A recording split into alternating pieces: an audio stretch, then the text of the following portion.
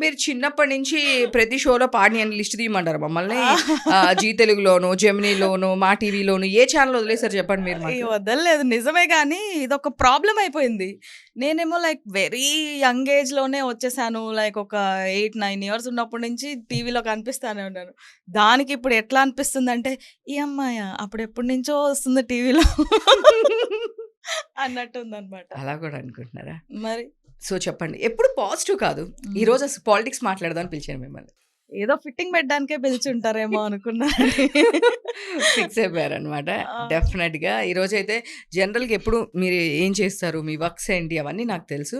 So, హ్మ్. ఈ రోజైతే కన్ఫర్మ్‌గా మ్యూజిక్ ఇండస్ట్రీలో సింగర్స్ దగ్గర నుంచి రెగ్యులర్‌గా నేను ఇంటర్వ్యూస్‌లో చూస్తూ ఉన్నా. చూసినప్పుడు నాకు అనిపించింది. దీని గురించి టాపిక్ గురించి మాట్లాడాలి అని చెప్పి. సో, మీ ఓకే. ముందు ఇంకొక సింగర్‌ని పిలిచాను. ఓకే. సో, ఆయన చాలా డిప్లొమాటిక్‌గా ఆ! సేఫ్ సైడ్ చెప్పేసి వెళ్ళిపోయారు. ఆ! ఎవరో కాదు రఘు. అవునా? ఆ! ఆ! సో, రఘు గారు. సో, ఇప్పుడు రఘు కుంచ గారా? కాదు. ధ్రువన్ ఆర్ఆర్ ధ్రువన్ రఘు ఉంటారు కదా! అచ్చచ్చచ్చా! రఘురామ్.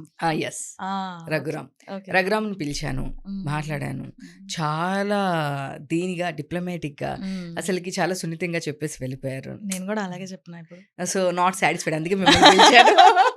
మీ తర్వాత నేను ఇంకొకరిని పిలవలేను. అయ్యో!